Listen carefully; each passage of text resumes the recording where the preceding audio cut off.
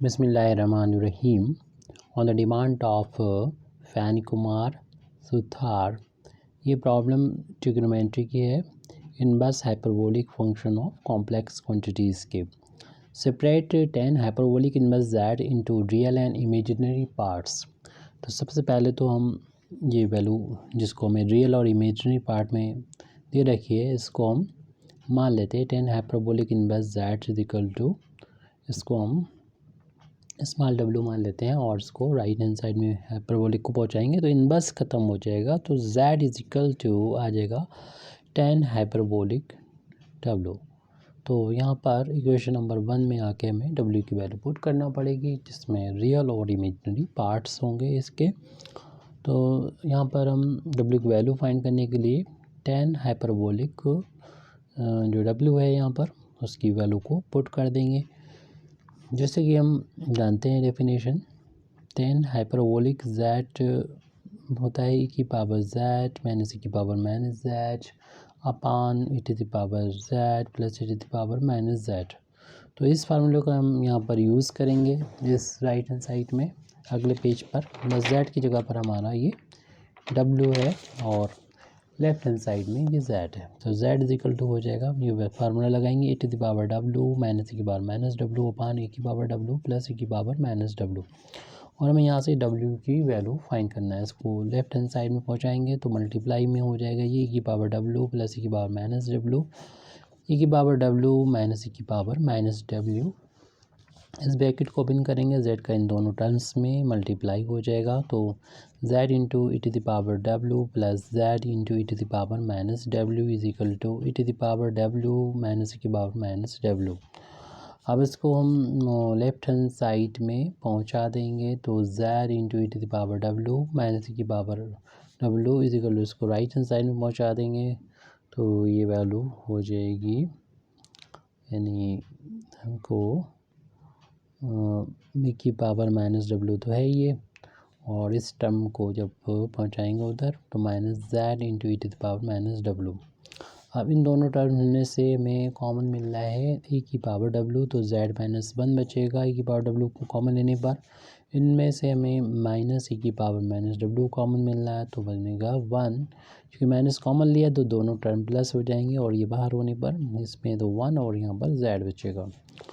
अब हमें इसको उधर ले जाना चाहिए और z की तरफ ले जाएं और w वालों को w की तरफ ले जाने पर यहाँ पर तो इसका मल्टीप्लाई हो रहा है, इधर जाएगा तो डिवाइड हो जाएगा।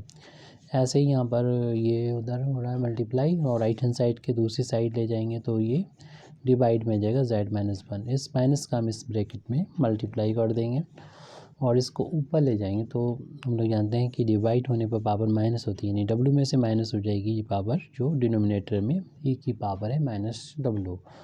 और इस माइनस का जब हम इसमें मल्टीप्लाई करेंगे या माइनस कॉमन लेंगे तो 1 प्लस जेड माइनस कॉमन लेने पर z प्लस का हो 1 प्लस का हो जाएगा, इससे पहले लिखते हैं, और z माइनस का हो जाएगा इससे बाद में लिख देते हैं, क्योंकि इसका साइन प्लस है और माइनस कॉमन लेने पर साइन चेंज हो जाएंगे। प्लस वाले माइनस हो गए, माइनस वाले प्लस हो गए, माइनस माइनस कैंसिल भी हो जाएगा और यहाँ पर ये माइनस माइनस प्लस हो जाएगी। के बाद डब्ल्यू प्लस की power W is equal to 1 plus Z upon 1 minus Z, और ये E to the power 2w हो गया is equal to 1 plus Z upon 1 minus Z.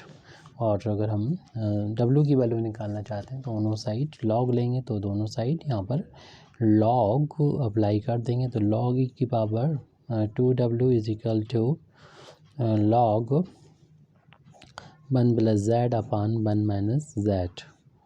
तो ये वैल्यू हो जाएगी, पावर आगे आ जाएगी, यानी 2w इंटू लॉग ई, और बेसिस का नहीं लिखा तो ई होता है लॉग ई, और इसमें ये 1 plus Z upon 1 minus Z, और ये बेस जो है वो इसके इक्वल हो तो इसकी वैल्यू जो होती है 1 के बराबर होती है is equal to log 1 plus Z upon 1 minus Z, और w इज इक्वल टू इसमें 2 से डिवाइड करेंगे तो यहाँ 1 का इंटू मान सकते हैं 1/2 log of 1 plus Z upon 1 minus Z. इस w की वैल्यू जो आई है उसे हम इक्वेशन नंबर 1 में पुट कर देते हैं।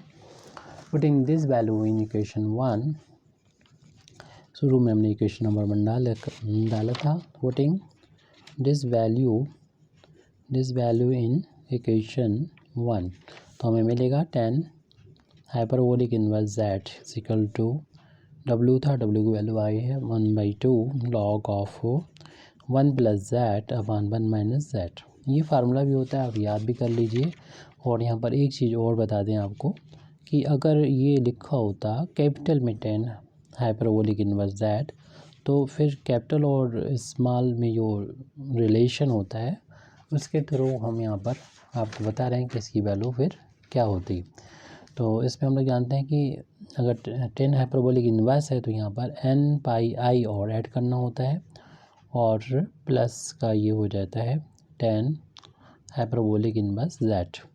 तो ये वैल्यू जो कि हम निकाल चुके हैं, अगर हमें पूछी जाती 10 हाइपरबोलिक इनवर्स z की वैल्यू जो ये t कैपिटल में है, तो ये जनरल वैल्यू कहलाती है। और ये प्रिंसिपल वैल्यू यानी शुरुआत में जो दे रखा था स्मॉल में t था, तो ये यहाँ पर प्रिंसिपल वैल्यू है जो कि कंप्यूटरली रियल है, यहाँ पर कोई इमेजिनरी पार्ट नज़र नहीं आता। लेकिन अगर यहाँ पर कैपिटल में लिखा है तो इसका इमेजिनरी पार्ट जो होगा वो n पाई i होगा, यानी i का कोएफिशिएंट n पाई होगा, सॉरी, ये इमेजिनरी नंबर कहलाता है। i को मिला के i को छोड़ के i का जो कोएफिशिएंट होता है वो इमेजिनरी पार्ट कहलाता है, और इसका रियल पार्ट यहाँ पर ये हो जाएगा। उसकी वैल्यू हमारे पास ऊपर लिखी हुई है, यानी 1/2 log of 1 plus z upon 1 minus z। ये एक्चुअल में फार्मूला भी है, जिसको हमें याद कर लें, इसका हमें यूज़ भी करते हैं।